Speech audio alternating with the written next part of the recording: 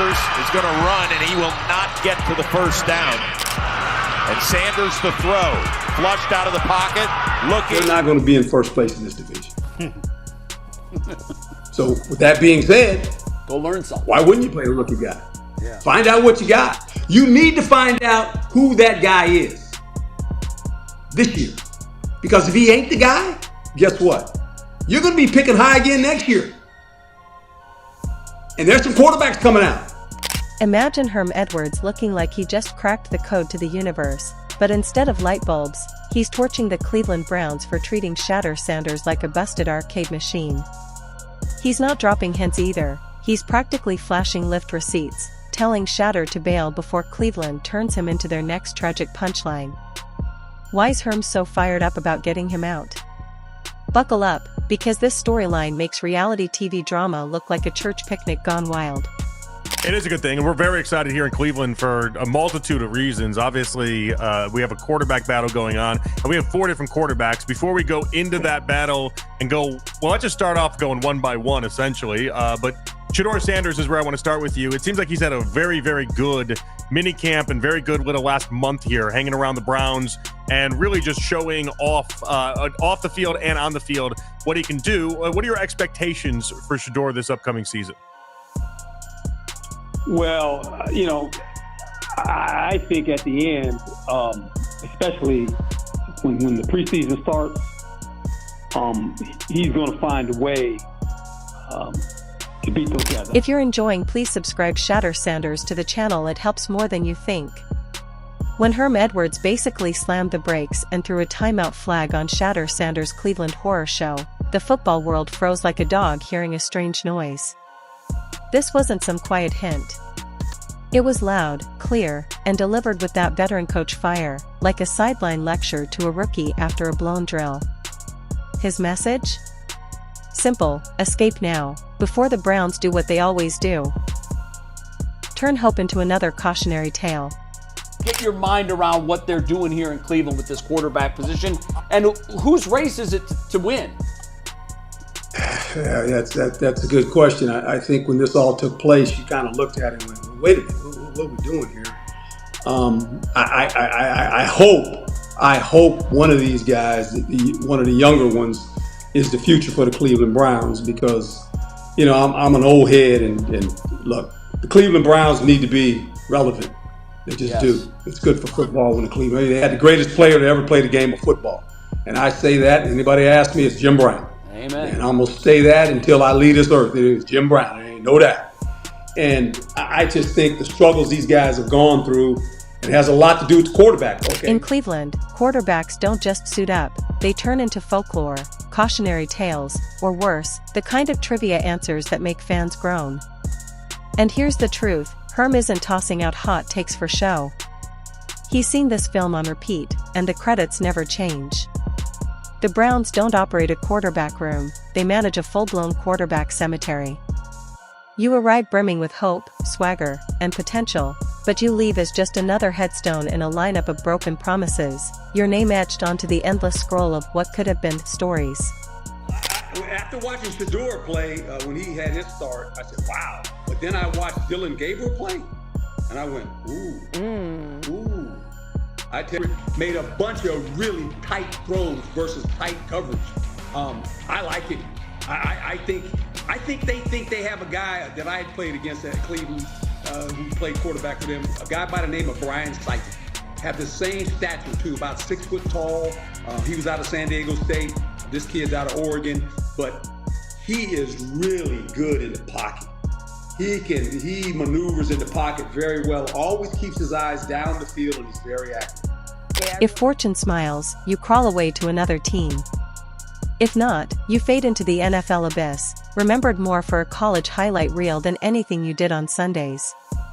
One glance at Cleveland's quarterback history feels less like a depth chart and more like a haunted house roll call.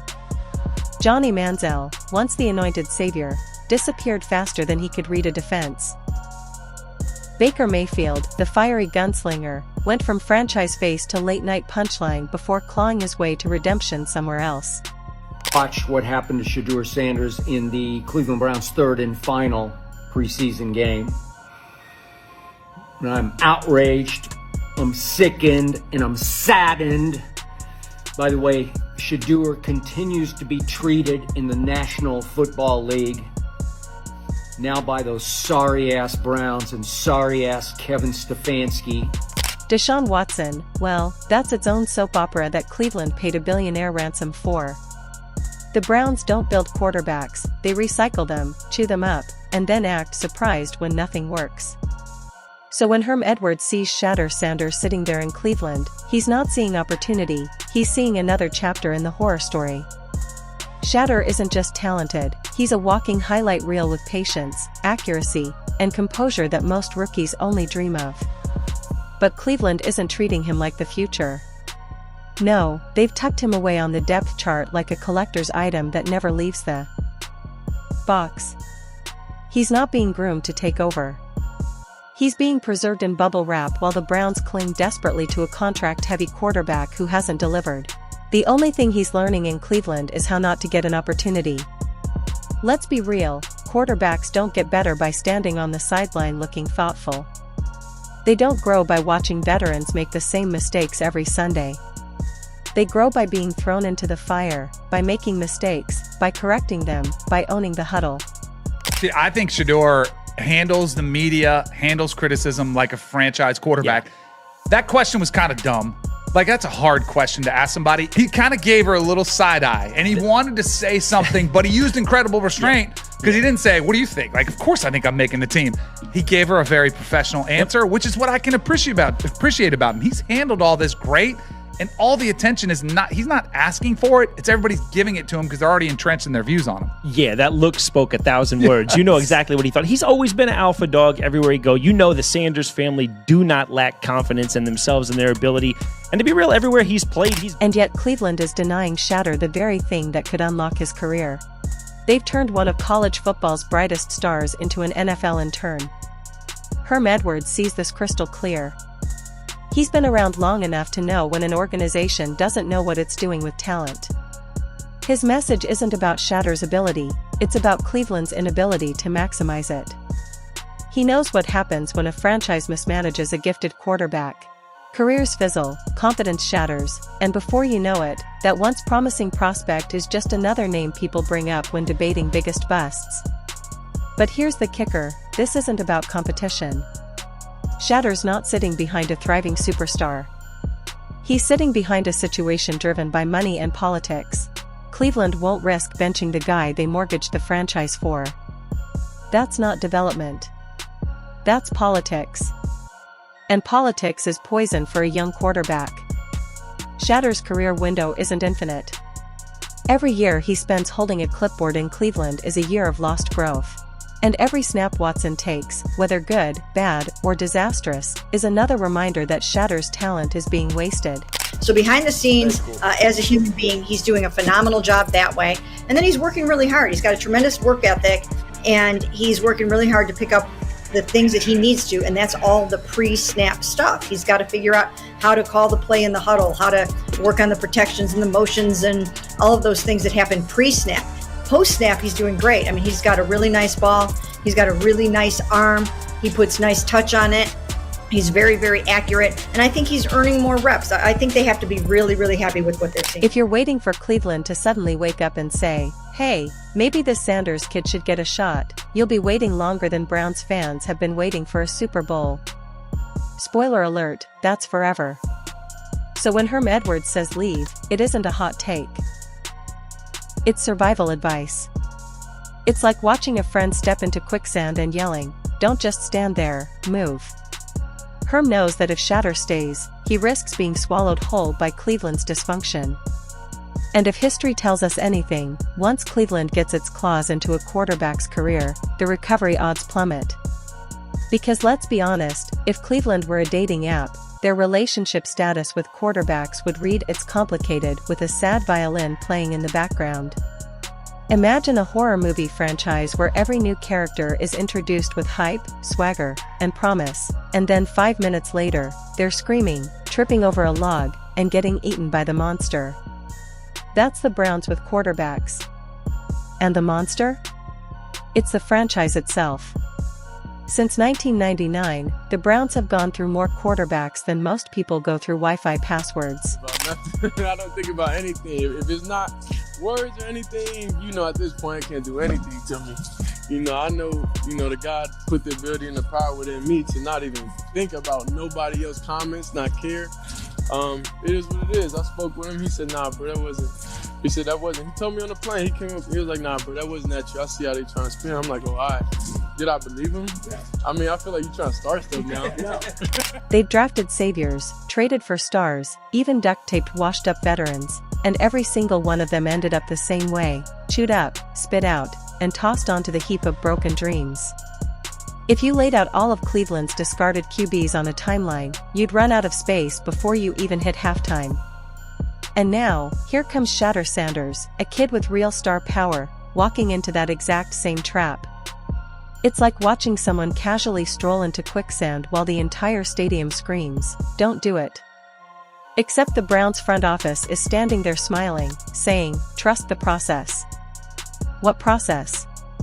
They care about making Deshaun Watson work, no matter how many interceptions, no matter how many excuses they have to manufacture. The organization is locked into that contract like a toxic marriage, and Shedeur is just the kid in the middle who doesn't get a say. Here's the ugly truth. Shedeur could outplay Watson in camp, torch the defense in scrimmages, and look like a seasoned veteran in preseason games, and it still wouldn't matter. Similar to what the confidence his father had. But I think he finds himself in a predicament right now that, look, I thought he played well in the preseason, but when I watched Gabriel play, oh boy, it was different. Dylan Gabriel was very good in the pocket. He ran the offense. I mean, he got the ball out of his hand. He was accurate, made some tough throws. This is why they drafted him. I can see why they drafted him, but I thought he really played well in the preseason. That's why Herm Edwards is blowing the whistle. He knows Shedeur isn't competing against Watson's talent, he's competing against Watson's contract. And that's a fight nobody wins. Not even Tom Brady could walk into that locker room and get a fair shot with those economics. Contracts trump performance every single time in Cleveland, and Shedeur is on the wrong side of that equation. So here's the bigger picture. Cleveland isn't just mishandling Shedeur, they're actively wasting his time. Every snap he doesn't get, every game he doesn't play, every season he spends watching instead of learning, is time he never gets back. Quarterbacks aren't fine wine. They don't just sit on a shelf and magically improve with age. They need to play, to fail, to adapt, to grow. You can swim away before it drags you under. Because if Cleveland has taught us anything, it's that no quarterback is safe there.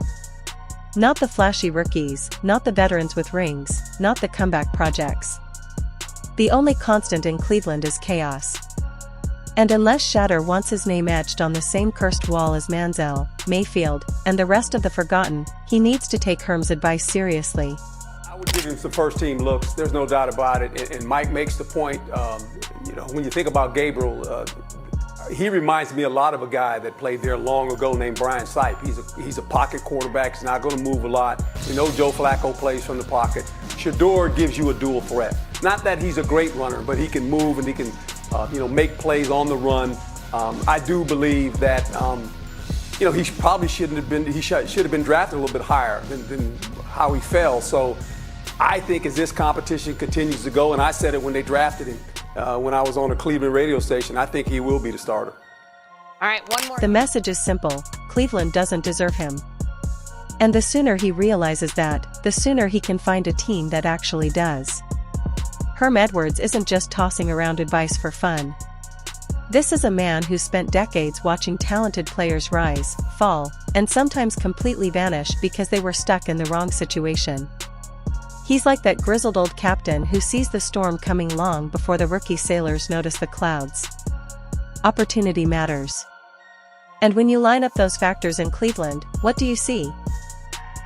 Dysfunction, impatience, and an organization that values saving face more than building futures. That's a cocktail designed to ruin careers, not elevate them. And here's the thing. Shedeur isn't just any young quarterback. He's polished. He's smart. He's steady under pressure. He reads defenses like he's been doing it for a decade.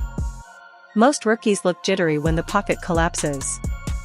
SHEDUER looks calm, like he's playing chess while everyone else is panicking. That's rare. That's special. That's the kind of raw talent you want to nurture carefully, not stash on the bench like a dusty emergency generator. So there was a Browns preseason game against the LA Rams today. And Shedeur Sanders, he didn't play well, but he was also playing with the 3s and 4s. But young quarterback, you got to experience certain things. It comes with the learning process. Cool, I get it. But Stefanski, the Browns coach, did not put him back in for the 2-minute drill, which they could have went to win the game. Instead, he put out a quarterback that probably won't be on the roster come Tuesday. They just picked him up because quarterbacks got injured, and they don't really want him in Huntley. But the Browns? They're too busy protecting their billion-dollar gamble on Deshaun Watson to even notice what's sitting right behind him. Let's be honest, Watson's contract is one of the most infamous in football history. Fully guaranteed. A financial ball and chain around the franchise's ankle. And because of that, the Browns are stuck. They can't admit they made a mistake, they can't bench him without looking foolish, and they sure as hell can't let a rookie come in and embarrass him. So what does that mean for SHEDUER? It means no matter how good he is, he's invisible. He could practice like a Hall of Famer, light up preseason defenses, and outshine Watson every day of the week, but Cleveland isn't about meritocracy, it's about damage control. By the time he finally gets a chance, the window has closed. The spark is gone. And everyone shrugs and says, guess he just wasn't cut out for the league. But that's not the truth. The truth is the league is full of guys who were cut out for greatness but trapped in bad systems. And Herm knows SHEDUER is heading down that exact path if he stays in Cleveland. Of course, all the conversation coming out of the weekend, like it has been, has been with the Cleveland Browns. And this time it has been a couple of different ways. You got Dylan Gabriel, and then you have, of course, you have Joe Flacco, 9-10, get a touchdown, 70-something yards for him.